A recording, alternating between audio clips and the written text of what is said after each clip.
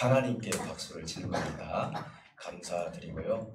우리 옆 사람하고 한번 인사 한번 했으면 좋겠습니다. 당신 안에 계신 성령님은 구원을 확신시켜 주십니다.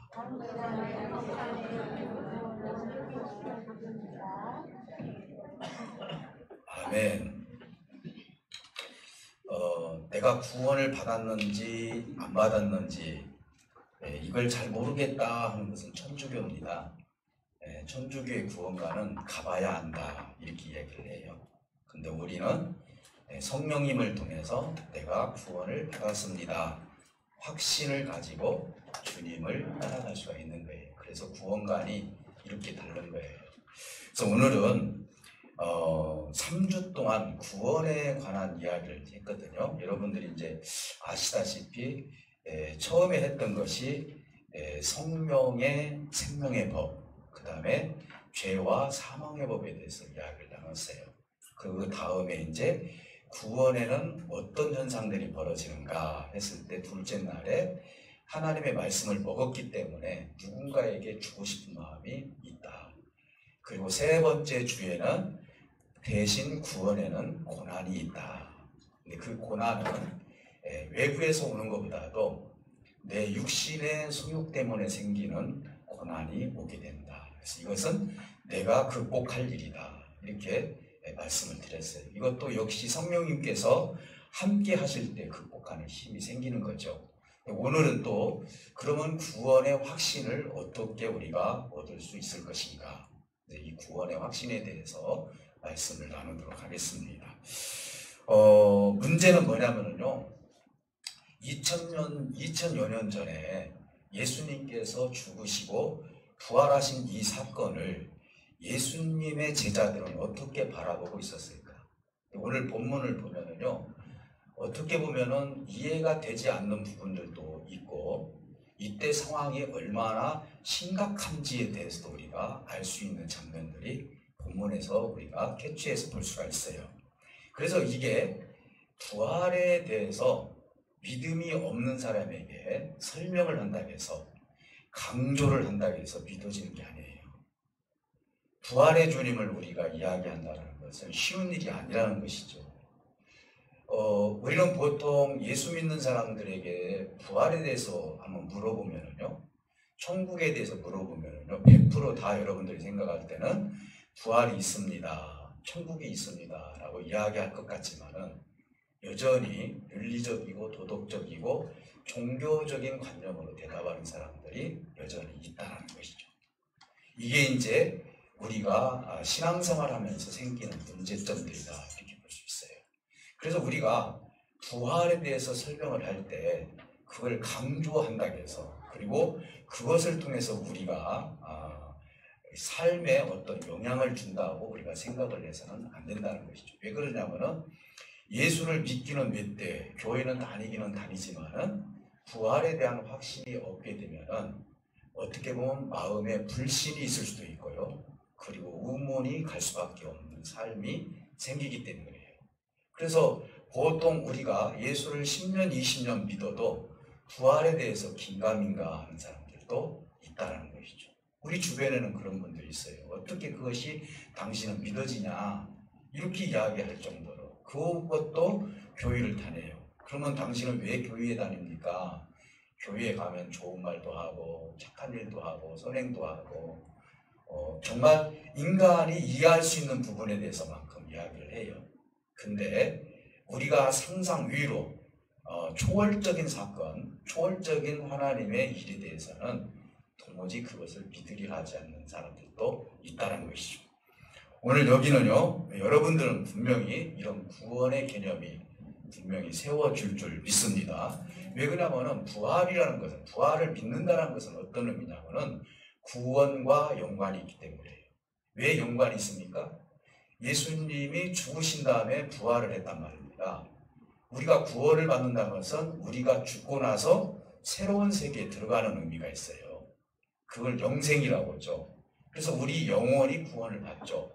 그리고 새 몸을 입혀주는 것이 이제 구원의 완성이다. 이렇게 성경에는 우리에게 말씀하고 있어요. 그래서 부활을 믿는다는 것은 역시 내가 구원을 확실히 내가 얻었다는 것을 내가 알 수 있다는 것이죠. 이 부분도 이제 어떻게 알아가는지에 대해서는 오늘 말씀을 통해서 우리가 한번 더욱더 깊이 생각해 보도록 합니다. 오늘 해결점이 뭐냐? 그러면은 제자들이 부활하신 주님을 깨닫고 나서 처음에는 좀 안 믿었어요. 영인가 보다 이렇게 했어요. 심지어는 나를 보라 그리고 만져보라 했는데 주님께서 말씀하시잖아요. 이들이 믿지 않더라. 기쁘기는 기쁜데 그래서 주님은 여기에 먹을 것이 없느냐 이렇게 물어본 거예요. 이것은 뭐냐면은 제자들의 마음을 이미 알고 있었죠. 내가 지금 그들 앞에 서 있는 것이 기쁘기는 기쁜데 진짜 이분이 부활하신 주님인가? 보고 만져보고도 그렇게 하니까 이번에는 마지막으로 내가 먹을 것을 먹음으로 말미암아 구체적이고 확실하게 내가 부활을 했다는 것을 그들에게 보여주는 것이죠. 이 말은 뭔 말이냐면 우리가 부활을 믿는다는 것은 직접 예수님을 만나지 않고는 부활에 대한 확신을 얻을 수가 없다는 것이죠. 오늘 보통 우리 크리스찬들에게 물어봅니다. 당신은 주님을 만나본 적이 있습니까? 라고 물어보면 긴가민가 하는 경우들이 있어요. 근데 오늘 이 본문에서 나온 내용을 좀 우리가 더 연관져서 마지막 절을 인용해서 말씀을 드린다면 우리가 구원에 확실히 이뤘다는 것은 무엇을 통해서 알 수 있냐면 내 안에 계신 성령을 통해서 알 수 있다는 사실을 믿으시기를 주님의 축복해 드립니다. 그래서 이 제자들이 주님을 잘 못 믿었어요. 보고도 만져보고도 예수님이 잡수시고도 했는데도 여전히 두려움에 쌓여있던 제자들의 모습을 통해서 이제 너희들이 하나님께서 보내주신 그 성령을 너희들이 받게 되면 능력을 받아서 너희들이 내 증인이 되기를 원한다. 이렇게 이야기하고 있기 때문에 그러면 증인이 된다는 건 뭐죠? 다른 사람에게만 증인이 되는 것이 아니라 육을 입고 있는 나 자신에게도 성령을 통해서 증인이 되는 거예요. 성령이 내 안에서 역사하시기 때문에 그분을 만져볼 수 있고요. 그분을 볼 수가 있고 그분의 말씀을 먹을 수 있기 때문에 오늘 우리는 스스로가 증인이 될 수 있고 다른 사람에게 증인이 될 수 있는 삶이 사라지는 거예요. 그래서 그때 당시 예수님을 만나는 것과 지금 예수님을 만나는 형태는 달라요. 같은 하나님이지만 그때는 육신으로 입고 오셔서 이제는 결국은 40일 동안 많은 사람들에게 당신의 모습을 보여주고 하나님 나라로 승천하시기 때문에 그 모습을 직접 제자들과 500의 제자들이 봤다면 지금은 하늘에서 아버지께서 보내주신 성령을 통해서 내가 그분을 볼 수 있고 만져볼 수 있고 그분의 말씀을 먹기 때문에 그분이 누구인지를 내가 인지할 수가 있는 거예요. 오늘날 교회가 왜 없어지지 않습니까? 아무리 교회가요 힘들고 어려워도요 교회가 폐쇄 신고를 하고 교회가 예배 생활을 않는다 하더라도요 이 지상에 있는 교회는 절대로 없어질 수 있는 이유가 뭐냐? 없는 이유가 뭐냐? 그것은 우리에게 성령님을 보내주셨기 때문이에요. 성령님은 교회를 폐지하시는 하나님이 아니라 교회를 살려가시는 하나님이기 때문에 이런 어려운 난관 속에서도 여전히 교회는 유지할 수밖에 없는 상황에 있다는 사실인 것입니다. 사랑하는 성도 여러분, 오늘 우리들도 예수 그리스도의 이름을 통해서 성령님을 믿고 성령이 나에게 임하시기 때문에 그분을 보고 만지고 그리고 그분의 양식을 먹음으로 말미암아 내가 부활의 주님을 만나고 내가 구원의 확신을 얻을 수 있다는 것을 스스로가 알 수 있다는 것을 우리는 여기서 느낄 수가 있습니다. 사랑하는 성도 여러분, 제자들이 이 당시에 부활에 대한 문제에 대해서 인정하기까지는 굉장히 큰 난관들이 많이 있었다는 거예요. 어떤 난관들이죠? 사실은 오늘 이 내용에 보면은요, 문을 꽁꽁 잠궈놓고 있었다는 거예요. 밖에 나가기를 두려워했다는 것이죠. 예수님께서 십자가에 못 박혀 죽으시고 예수님이 3일 만에 부활하신 다음에 활동할 때도 이들은 불안했던 거예요. 왜 그럴까요? 그때 당시 종교인들이나 대제사장이나 서기관이나 그리고 정치인들이요 예수님의 제자를 찾기 시작하죠. 어떻게 보면은요 이 흔적을 없애기 위해서 분명히 제자들은 죽음으로 갈 수밖에 없다는 걸 스스로가 알게 된 거예요. 내가 세상에 나가면 나는 죽을 수밖에 없다. 사람들에게 잡혀서 나는 이제는 죽음의 두려움에서 벗어났습니다. 그래서 이들은요, 예수님이 지금 보였는데도 불구하고 그들의 크기는 어디 있으냐면 세상의 두려움에 더 크게 느꼈던 거예요. 오늘 우리가 생각할 때는 예수님이 죽었다 살아나셨을 때 이거보다 더 큰 기적이 어디 있고 이거보다 더 기쁜 일이 어디 있습니까? 그럼에도 불구하고 보아도 만져봐도 여전히 기쁘기는 기쁘지만 한쪽으로는 세상을 염려하고 세상에서 내가 어떻게 살 것인가에 대해서 이들이 스스로 주체하지 못하는 두려움 속에 빠져 있다는 사실을 우리 주님은 너무나 잘 알고 있었다는 것이죠. 이게 그때 당시의 현실이었습니다. 예수님은 제자들에게 이런 상황을 충분히 이해하셨습니다. 그래서 제가 말씀드렸던 것처럼 3단계로 거쳐서 이들에게 설명해주고 인자한 모습으로 나를 보라, 만져보라, 먹을 것이 있으면 좀 주어라 하면서 예수님께서 하나하나 그들에게 알려주고 계셨던 거예요. 얼마나 두려우면은 이들이 이런 모습 속에서 예수님이 이렇게 행동을 취했을까 우리는 생각해 볼 수 있어요. 그러면 어떻게 예수님께서 부활을 준비하셨고 또 부활을 통해서 구원의 확신을 우리에게 주시는지에 대해서 세 단계를 통해서 세 가지를 통해서 우리가 한번 부활에 관한 이야기와 그리고 부활을 믿는 사람들에게 주는 자세는 어떤 자세인지에 대해서 우리가 한번 생각해 보도록 합니다. 하나는 뭐냐면은 예수님께서 죽으시기 전에 이미 예수님은 부활에 대해서 예언해 주셨어요. 사실은 예수님이 중간에서 그랬잖아요. 모세와 선지자의 말들이 다 나를 위해서 써줬는데 기록된 모든 내용들이 내가 이 날을 위해서 기록된 것이다. 이것이 오늘날 이루어진 것이다 라고 예수님께서 성경을 해석을 해준 거예요. 그 분명히 나와 있지 않습니까? 그래서 오늘 여기에서 제자들은 이제 구약은 떠나서요. 예수님께서 직접 이야기하셨던 내용 몇 가지만 놓고 예수님이 어떤 말씀을 하셨는지 그리고 예수님의 제자들은 어디에 관심을 가지고 있었는지 이 부분을 우리가 한번 생각해 보게 되면은 이들이 예수님에 대한 깊은 그런 어떤 믿음과 그리고 예수님에 대해서 깊은 통찰력이 없었다는 사실을 알 수가 있어요. 통찰력이 없었다는 것이죠. 자, 하나를 한번 놓고 본다면은 요한복음 2장에서 보면은 이런 일이 있었습니다. 좀 쉽게 제가 풀어서 말씀을 드립니다. 그때 당시 46년 동안 보수하고 다시 지었던 성전이 헤롯 성전이에요. 헤롯이라는 사람은 유대인들이 성전을 섬기기 때문에 성전을 잘 만들어 봐야만 인기 있는 헤롯이 될 수 있어요. 지도자가 될 수 있기 때문에 그런 것을 정치로 이용을 했던 거예요.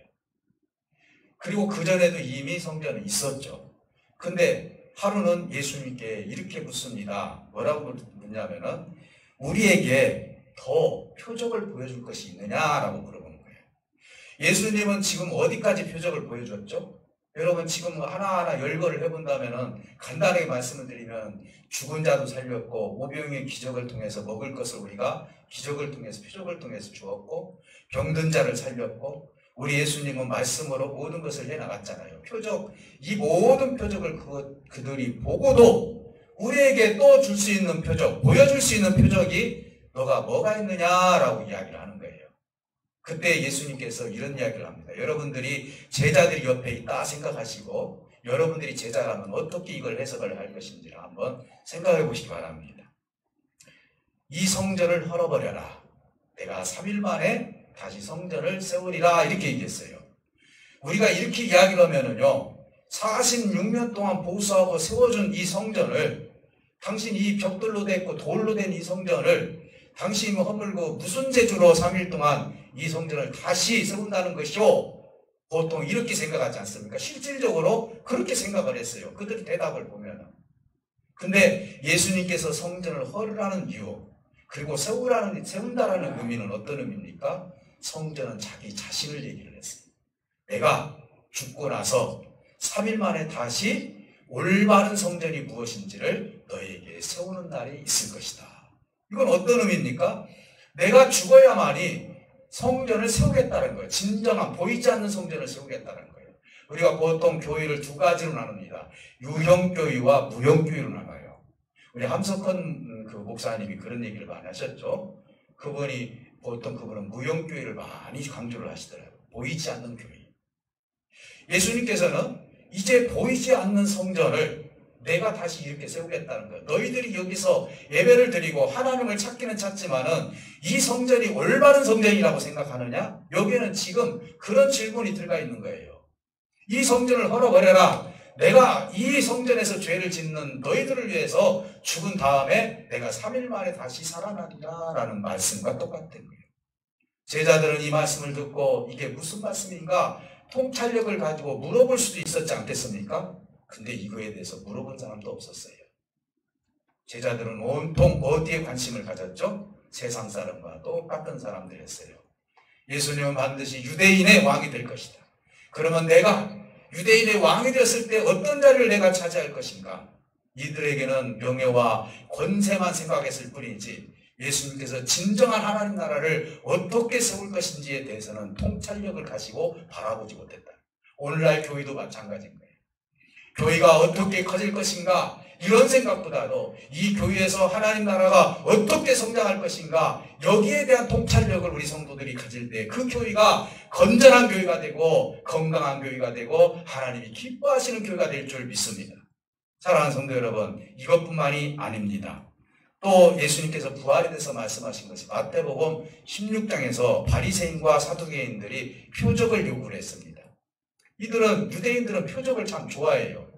그래서 예수님께서 또 뭐라고 합니까? 내가 너희에게 보여줄 표적은 요나가 큰 물고기 뱃속에서 3일 만에 나온 것처럼 인자도 너희에게 보여줄 것은 그것밖에 없다 이렇게 얘기를 해요. 이 말은 뭔 말입니까? 인자가 죽어서, 인자는 예수님입니다. 예수님이 죽어서 3일 만에 다시 부활할 것이라는 것을 이것이 너희들에게 보여줄 표적이다. 이걸 얘기를 해주셨어요. 또 하나만 말씀드립니다. 요한복음 10장에는 뭐라고 말씀하셨습니까? 내가 목숨을 버리는 것은 이렇게 얘기합니다. 예수님께서 목숨을 버리는 것은 다시 나게 하기 위함이다. 이렇게 말씀하십니다. 예수님께서 왜 목숨을 버렸습니까?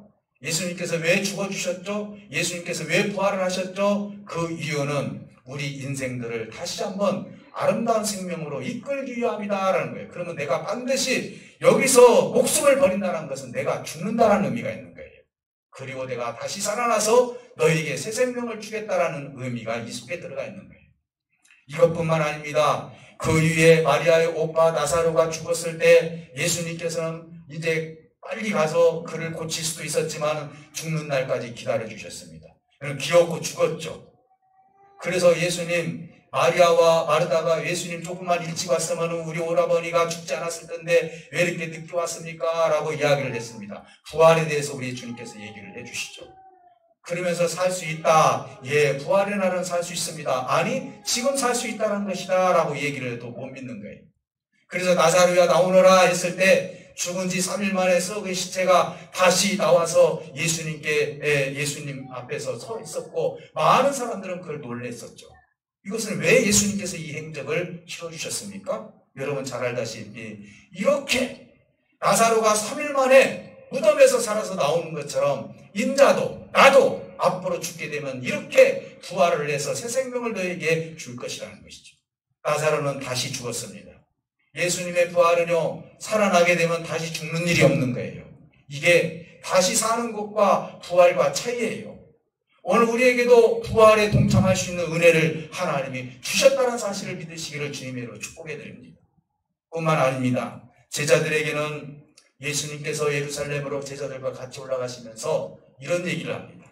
인자가 장로들과 그리고 대제사장들과 서기관들에게 인자가 거기서 고난을 받을 것이다. 그리고 내가 고발을 당하고 내가 십자가에 매달려 죽게 되는데 내가 다시 살아날 것이다 라고 얘기를 했어요. 여러분 그러면은요 직접 얘기를 한 거예요. 그러면 이 이야기가 내 속에 들어가 있어야죠. 여러분 우리가 보통 사람들과 이야기를 하다 보면은 무슨 일이 있냐면요 나는 분명히 이야기를 했어요. 근데 이분은 못 들었다는 거예요. 왜 그럴까요? 내가 관심 갖는 것만 귀에 들리는 거예요. 관심이.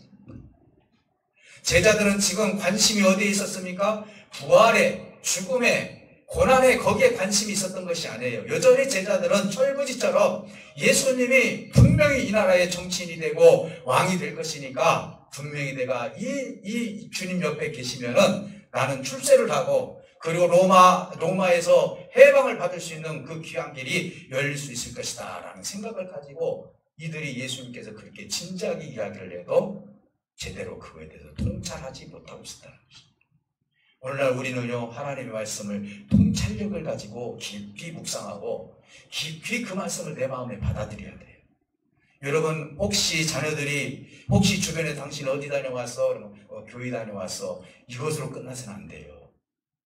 오늘 내가 교회에 와서 하나님의 말씀을 들었을 때 그 말씀이 내 마음을 얼마나 움직였고 이 말씀이 나에게 얼마나 기쁨이 되고 이 말씀이 생명과 같은 말씀이라는 사실을 통찰력을 가지고 주변에 있는 사람들에게 줄 수 있는 은혜가 있어야 된다는 사실이죠. 근데 제자들은 전혀 여기에 대한 관심이 없었다는 것입니다. 이것뿐만이 아니에요. 더 직접적인 것이 하나 있어요. 오늘 그 앞절을 읽어보면요, 엠마오로 가던 두 제자가 있었습니다. 제자는 12제자 위에도 500의 제자가 있는데 이 두 제자가 엠마오로 가면서 그들이 예수님이 죽은 거에 대해서 섭섭해하고 힘들어했어요. 그런데 막 길을 가고 있는데 누군가가 나타나서 성경을 해석해 주는 거예요. 근데 나중에 알고 봤더니 예수님인 것 같다 하면서 보는 순간 예수님이 없어진 거예요. 그래서 이 두 제자가 어디로 갔습니까? 속히 다시 예루살렘으로 올라가서 11제자에게 말씀합니다. 예수님을 우리가 만났다. 예수님을 만났는데 부활에 대해서 나에게 말씀해 주셨고 성경을 해석해 주었다 라고 분명히 500의 제자 중에 2명이 그들에게 이야기를 했는데도 불구하고 여전히 문을 꽁꽁 닫고 그런 두려움 속에서 사로잡혀 있었다는 사실이죠.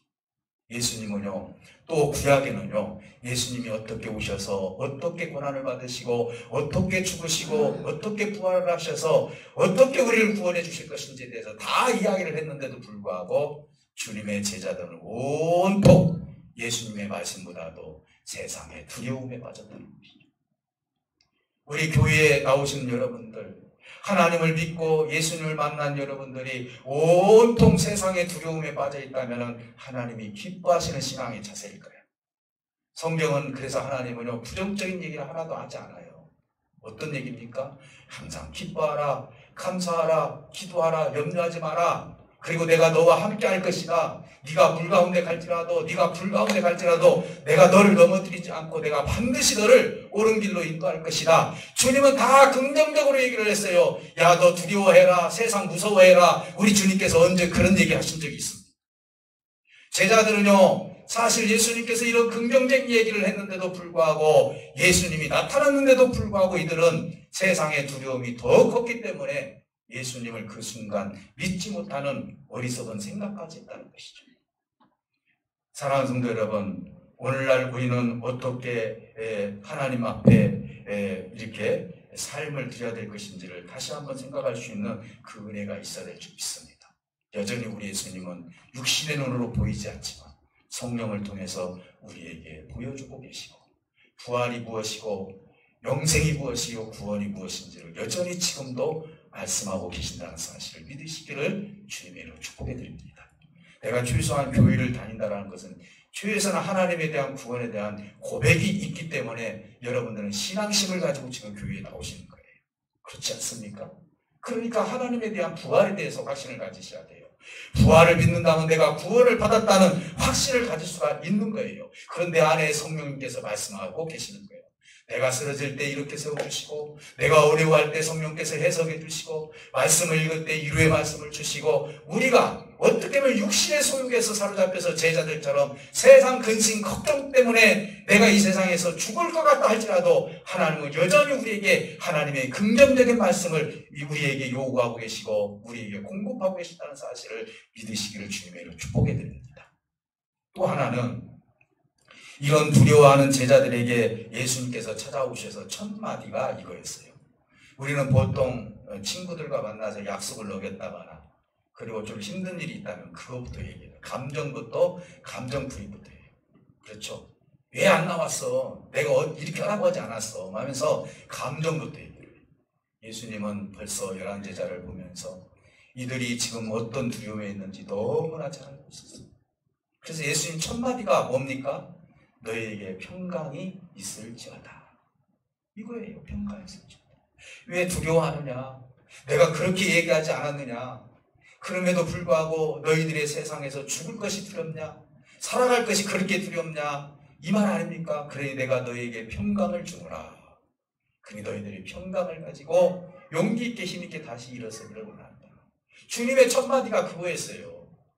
이거 얼마나 우리 주님은 제자들의 마음을 너무너무 잘한 거예요. 우리가 보통 우리가 성도들을 만나서 그들에게 이야기를 나눌 때 왜 눈물부터 나오죠? 내 마음을 알아주기 때문이에요. 우리 주님은 제자들의 마음을 알아줬어요. 그런데요, 그 깊이가 너무 깊은 거예요. 너희에게 평강이 있을지어다 해도 세상의 근심과 걱정, 죽을 것 같은 그런 어떤 두려움, 이것이 더 큰 거예요. 하나님 말씀보다. 오늘날 우리 교회 다녀도 세상의 근심과 걱정, 죽을 것 같은 것이 더 커 보일 때가 너무 많아요. 오늘 우리 사실은요, 뭐가 더 커 보여야 돼요? 하나님의 말씀이 더 커 보여야 돼요. 하나님의 은혜가 더 커 보여야 돼요. 근데 우리는요, 어떻게 보면 육신의 소욕 때문에 그런지 몰라도 세상에 나가면은 벌써 세상의 것이 더 커 보여요. 이것 때문에 우리는 실패하기도 하고, 하나님은 용납하고 용서하고 아들아 딸아 이렇게 하는 것이 아니다 하면서 우리를 옳은 길로 인도해 오시는 것 뿐이지, 실질적으로 하나님이 그냥 놔두신다면 일어설 수 있는 사람 하나도 없어요. 그렇지 않습니까? 이만큼 우리는 약한 존재다 이 말이에요. 사랑하는 성도 여러분, 오늘 이것보다도 이제 무엇보다도 제자들이 얼마나 두려워하는지를 알기 때문에 책망하듯이 이야기하지 않았다는 사실입니다. 그래서 하나님은 이들에게 위로가 필요하다는 것을 알아서 이제 예수님께서는 3단계를 거쳐서 이들에게 부활의 확신을 주었고 그 다음에 구원의 확신을 심어주고 있어요. 그 첫 번째 단계가 아까 말씀드렸던 것처럼 이제 나를 보아라 그랬어요. 나에게는 지금 이 손과 발에 칼자국 아니면 못자국이 있지 않느냐, 나를 보아라 라고 이야기하는 거예요. 사랑하는 성도 여러분, 우리는 무엇보다도 본다라는 그런 의미는 어떤 의미를 가지고 있습니까? 확신을 가질 수 있는 은혜가 있는 거예요. 우리 욥도 그랬지 않습니까? 내가 만져만 보았는데 이제는 내가 눈으로 직접 보았나이다. 똑같은 거예요. 만지나 그리고 눈으로 보나, 이게 여기도 눈이 달린 거예요. 손도요. 다 감각이 다 있기 때문에. 그래서 죽음에서 건져낸 부활의 그 모습, 예수님의 그 모습을 보고 이제는 직접 그들이 볼 수 있는 그 은혜를 하나님께서 주셨다는 것입니다. 오늘날 우리는 하나님을 어떻게 보고 계십니까? 여러분들은 지금 하나님이 보입니까? 하나님을 지금 현재 보고 사십니까? 무엇보다도 우리가 여기서 은혜가 되는 것은 뭐냐? 우리 예수님께서 어떻게 우리에게 보여주셨느냐? 아주 구체적이고 실체적으로 보여줬다는 거예요. 만지는 것도 마찬가지고. 부활이라는 것은요, 상상적으로 이루어진 것이 아니에요. 뭡니까? 구체적이고 실제적으로 눈으로 보이게, 그리고 손으로 만지게, 먹을 수 있는 존재로. 그래서 영은 뼈와 살이 없거니와 인자는 지금 살이 있다라고 얘기를 한 거예요. 이것은 하나님께서 만들어주신 새로운 몸이에요. 우리가 앞으로 하나님의 나라에 들어갈 때 새 몸을 입혔을 때 주님께서 예시적으로 우리에게 보여주시는 장면이에요. 우리가 지금 이 고깃덩어리가 다시 입혀지는 것이 아니에요. 부활을 했을 때는 다시 입혀지는 그 몸을 우리에게 지금 현재 보여주고 있다는 사실을 알 수가 있는 것입니다. 사랑하는 성도 여러분, 우리의 구원도 마찬가지입니다. 구체적이고 실체적이어야 돼요. 당신 구원 받았습니까? 라고 이야기를 하면요, 머리 끄적끄적 긁으면 안 되는 거예요. 천주교처럼 내가 죽어봐야 안다고 이야기하면 안 된다고요. 정말 우리 주님께서 주시는 부활은 구체적이고 확실해요. 그럼 그걸 믿는다면 우리 구원도 구체적이고 확실한 믿음을 가지고 구원에 이를 수가 있는 것이라는 것이죠. 사랑하는 성도 여러분, 하나님 나라에 들어가서 보는 것이 아닙니다. 우리의 구원은 현재 구체적이고 그리고 실질적으로 볼 수 있는 거예요. 어떻게 봅니까? 목사님, 그럼 어떻게 보죠? 우리 주님은 그렇게 말씀하시죠. 아까 제가 말씀드린 것처럼 증인이 되라고 하잖아요. 증인은 어떤 사람입니까?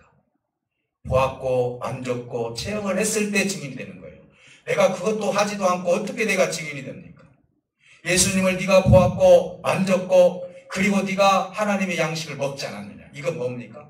성령을 통해서 네가 보았고 성령을 통해서 네가 만졌고 그리고 네가 하나님의 말씀을 먹지 않았느냐. 그러면 네가 나의 증인이 되거라. 이 얘기예요.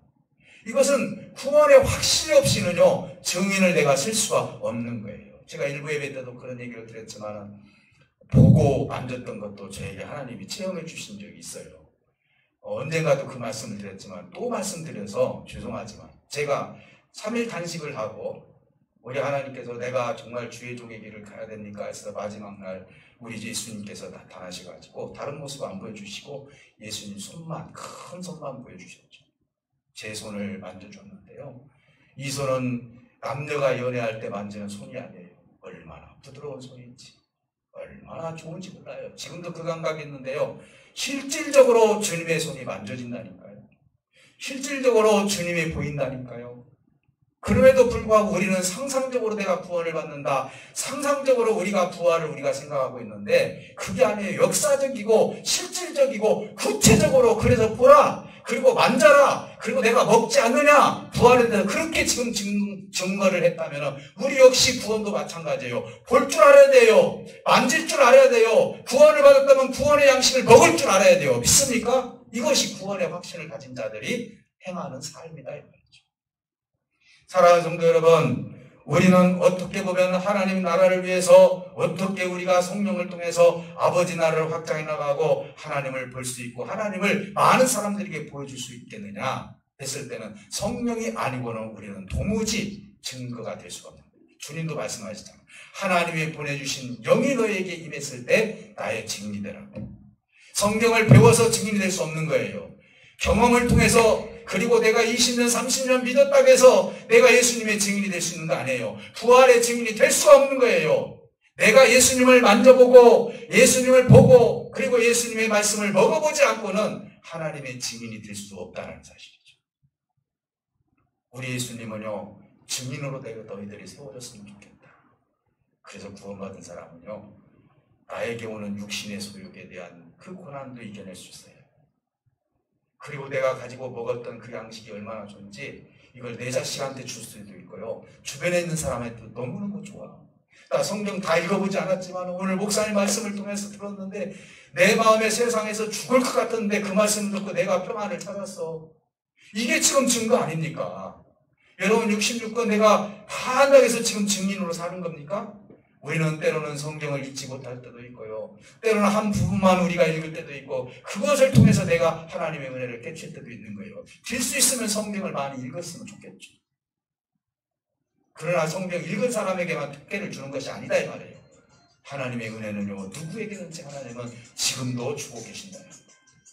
여러분들이 증인이 된다는 것은 어떤 의미입니까? 내가 보았기 때문에 증인이 될 수 있어요. 내가 만졌기 때문에 증인이 될 수 있어요. 내가 그분의 말씀을 먹었기 때문에 증인이 될 수 있는 거예요. 사랑하는 성도 여러분, 오늘 그러면은요 우리가 어떻게 구체적으로 구원의 확신을 통해서 하나님의 은혜를 입혀줄 수 있느냐. 제가 방금 말씀드린 것처럼 증인된 삶을 사는 것이죠.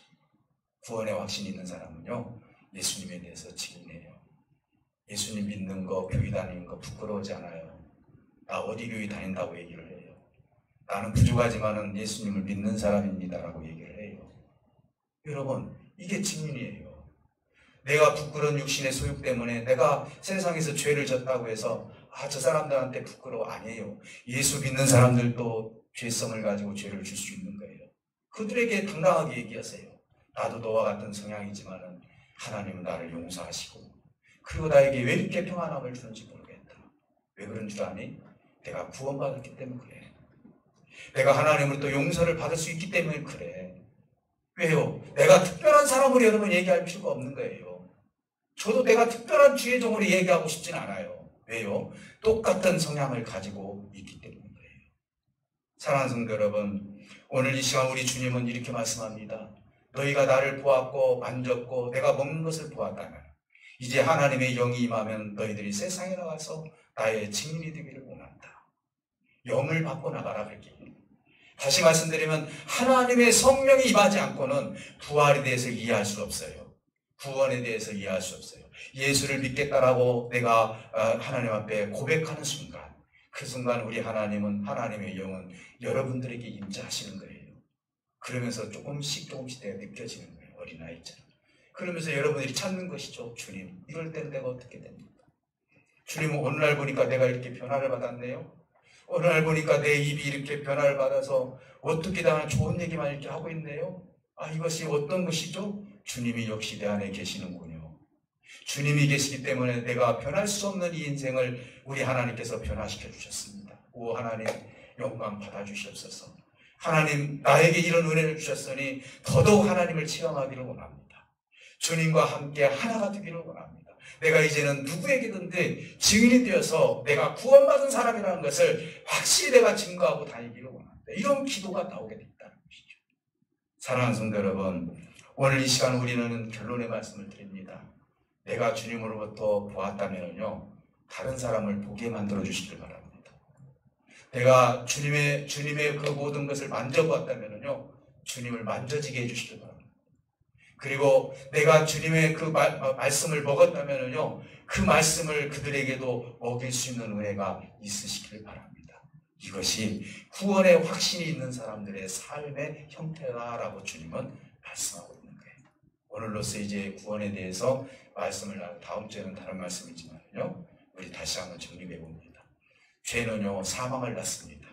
그러나 성령은요, 생명을 낳아요. 있습니까?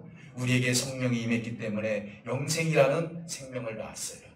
그리고 구원의 증거, 내가 구원을 받았다는 현상이 뭡니까? 정말 하나님의 말씀이 너무 좋은 거예요. 그 말씀은 누구에게든지 다 전해줘요. 그런데 하나는 뭐냐? 내가 내가 구원에 대해서 일어나는 현상이 고난이 온다는 것이죠. 왜요? 세상과 내가 이렇게 항상 하나님 말씀과 대조되기 때문에 그래요. 그러다 보니까 내 속에 있는 육신의 소유에 의해서 날마다 내가 싸워야 돼요. 이건 죽을 때까지 싸울 수밖에 없는 거예요. 이것을 이길 수 있는 힘은 하나님이 보내주신 영밖에 없어요. 오늘 말씀처럼 구원에 대해서 여러분 이제는 만져봤습니다. 그리고 보았어요. 그리고 잡숴보셨습니다. 그렇다면 나는 구원의 확신을 가지고 내가 완전히 하나님부터 천국인을 받았으니 이제는 주님이 오시는 그날까지 내가 평안함을 가지고 이 세상에서 아름답게 주님의 뜻을 이루가며 용기 있게 살아가기를 원합니다. 그러면서 구원의 확신을 가지고 살아가시기를 주님의 이름으로 축복해 드립니다. 여러분, 단점이 있다고 해서 실망하지 마세요. 여러분, 또 넘어진다고 해서 실망하지 마세요. 절대로 하나님은 저와 여러분들을 포기하지 않는다는 사실을 믿으시기를 주님의 이름으로 축복합니다. 기어코 이렇게 세우셔서 구원의 확신으로, 구원의 나라로 인도해 가실 줄 믿습니다. 오늘 여러분 기도할 때 하나님은 여러분들에게 용기를 주실 것입니다. 네가 세상에 대해서 두려워하느냐? 염려하고 근심하고 걱정하느냐? 내가 너에게 평안함을 주노라. 너에게 평강이 있기를 원한다라고 주님은 말씀합니다. 우리가 무엇을 염려하고 무엇을 걱정하고 무엇을 두려워하는지 우리 주님 잘 알고 계시지 않습니까? 하나님 아버지, 이런 가운데서도 구원의 바늘에 우리가 설 수 있도록 은혜를 베풀어 주셔서 주님 보고 만져보고 먹었으니 내가 이제 세상에 나가서 그렇게 살 수 있는 은혜가 있게 달라고 우리 아픈 부위에 손을 얹고 또 기도합니다. 살아계신 아버지 하나님, 고맙고 감사합니다. 하나님이 주신 은혜 가운데 귀하고 복된 생명들을 이곳에 보내주셔서 내가 구원받은 확신을 내가 가지고 살 수 있는 은혜를 주시니 감사합니다. 내가 이제는 이 땅에 육신의 장막을 벗어봐야 구원을 받았는지 안 받았는지가 아니라 오늘 이 시간 하나님은 나에게 확신을 심어주었고 하나님께서 우리에게 주신 그 은혜는 너를 잊어버리지 않겠다는 것입니다. 너를 기업고 구원의 바늘에 세우겠다는 것입니다. 영생의 길로 너를 인도하겠다는 것입니다. 그래서 우리는 찾고 보고 만지고 그분의 양식을 먹기를 원합니다. 아버지 하나님, 오늘 이 시간 이곳에 모인 사랑하는 모든 죄들, 혹시 세상의 두려움 때문에 어려워하는 생명들이 있습니까? 하나님, 저들을 불쌍히 여겨주시옵소서. 저들을 긍휼히 여겨주시옵소서. 염려하지 않게 하여 주시옵소서. 아버지 하나님, 두려워하지 않게 하여 주시옵소서. 하나님이 계시니 내가 그 하나님의 믿음을 가지고 주님의 뜻을 이루기를 원합니다. 건강치 못한 생명들, 내가 어떻게 될지 모르는 마음을 가지고 어려운 가운데 살고 있는 저들에게 용기를 주시기를 원합니다. 하나님 아버지 하나님, 저들에게 참된 하나님의 뜻을 이루어질 수 있도록 영생의 길이 있다는 사실을 알게 하여 주시기를 원합니다. 오늘 이 시간 아픈 부위에 손을 얹고 기도하는 생명들, 하늘의 치료 강선을 주어주셔서 아버지 하나님, 모든 병든 모든 모든 것들은 다 떠나게 하여 주시옵시고 하나님께서 주신 말씀을 통해서 새 힘을 얻어서 우리의 육신의 삶도 하나님 보시기에 합당한 삶이 되게 하시고 기름진 삶이 넘쳐날 수 있도록 우리 모두에게 넘치는 은혜가 있게 해 주시기 원합니다. 오늘 찬양을 통하여서 아버지 하나님 우리에게 말씀해 주셨습니다. 나는 너희의 목자라고 말씀하고 계십니다. 목자는 어린 한 양도 잊어버리지 않는다라고 우리 주님께서 예시해 주시지 않았습니까? 하나님 아버지 오늘 목자의 양으로서 살아갈 때마다 우리가 다시 한번 주님 앞에 온전함을 이끌게 하시고 우리 입술을 통해서 우리의 몸을 통해서 하나님을 영원토록 찬양할 수 있는 우리 모두가 될 수 있도록 인도하여 주시옵소서. 오늘 이곳에 모인 사랑하는 모든 이들에게 넘친 은혜와 은총을 쏟아 부어줄 줄 믿으며 살아계신 예수 그리스도 이름으로